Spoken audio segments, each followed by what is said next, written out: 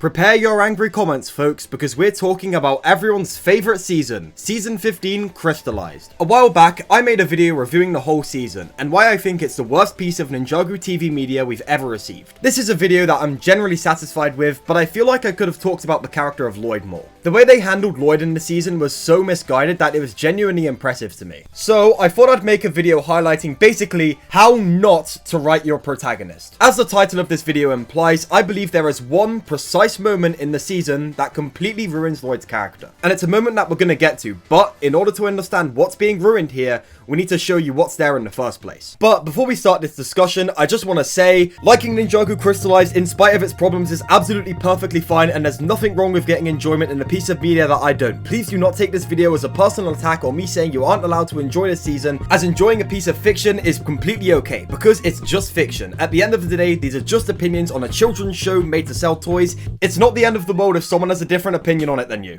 Okay, I'm glad we're all on the same page with that. Before this season, Lloyd Garmadon was wholeheartedly my favourite character in the Ninjago cast. There were moments in the show where he was written a bit poorly, but all in all, Lloyd had such a great arc throughout the first 14 seasons of the show. When you look at the character of Lloyd in Season 1 versus the character of Lloyd in Season 11, you can see how much the character has changed, and following that change throughout the series is one of the best parts of it. So know that my strong opinions on this topic come from a place of love for the character. Lloyd Garmadon started out as a bratty, selfish child trying to live up to the legacy of his father. But throughout the first 2 seasons of the show, Lloyd realizes the importance of being good, and eventually takes up his role as the legendary Green Ninja, leading the team against the Overlord. Then, after having saved his father, Lloyd finally gets some time to bond with him, but ultimately has to let go at the end of Season 4 when Garmadon needs to sacrifice himself to stop Chen's army. Master Wu is then lost in time at the end of Season 7, leaving Lloyd and Lloyd alone in the position of leading the ninja team, all while still grieving his father. This is when a new character is introduced into the mix,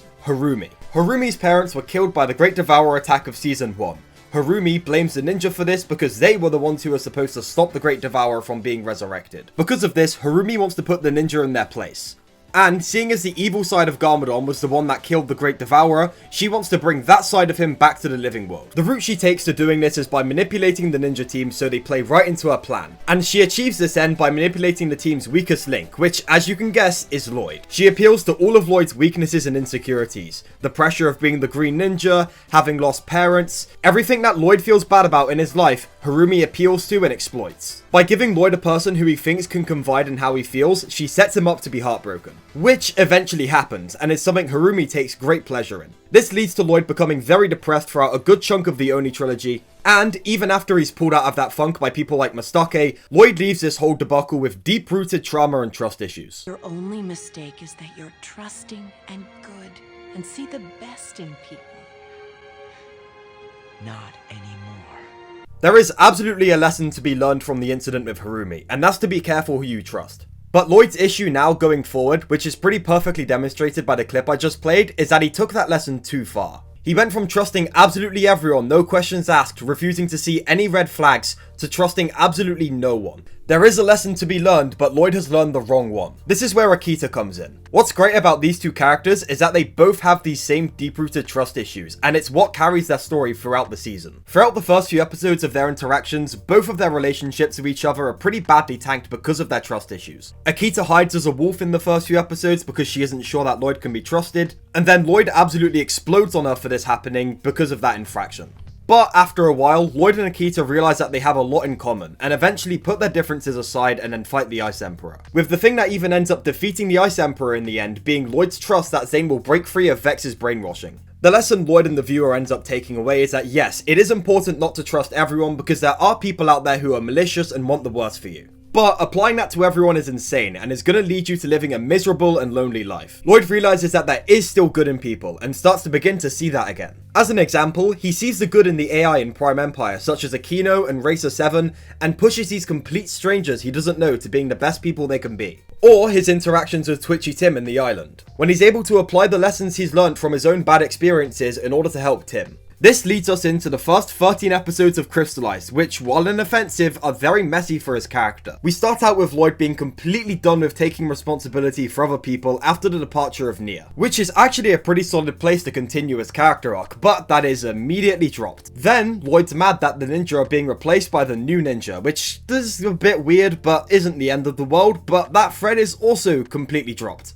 Then his character kind of doesn't go anywhere for the next few episodes, at least until episode 12, where it's revealed that Harumi is back from the dead. Episode 13 is just explaining how Harumi's back from the dead, which leads us into episode 14, The Spider's Design. This episode has the line that the title of the video is coming from. I completely believe that as soon as Harumi says this line of dialogue, Lloyd's character goes down an absolute downward spiral in terms of its writing quality. The line of dialogue I'm about to show you is so bad that it feels actively malicious, and like it was written by people who actively hate Lloyd's story or misunderstood it so bad that they produced whatever this is. You tricked me once. And you'd think you'd learn from it, but you haven't.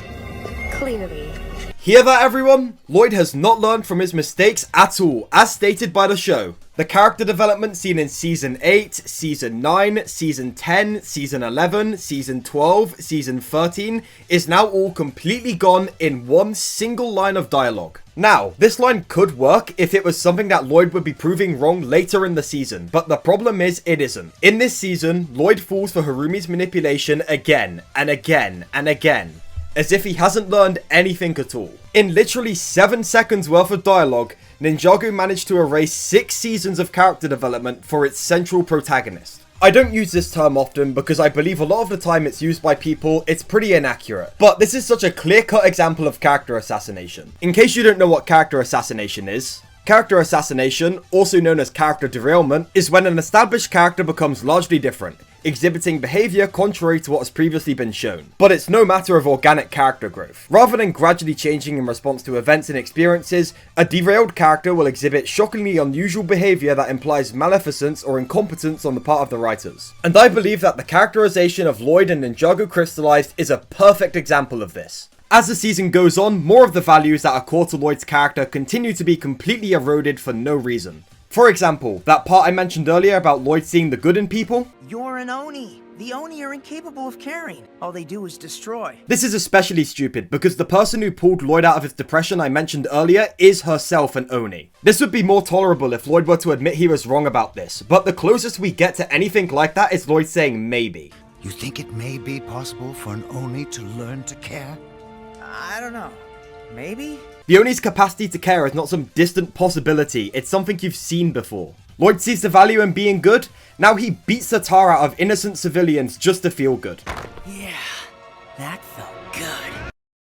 What? Ninjago Crystalized feels like it's going out of its way to portray every lesson and value that's core to the character of Lloyd, leaving us with a boring, unlikable character who doesn't grow and learn. The closest the character of Lloyd gets to development nowadays is blatant character aggression. And this unfortunate trend can be traced right back to the line of dialogue in episode 14 that reveals that Lloyd does not learn from his mistakes.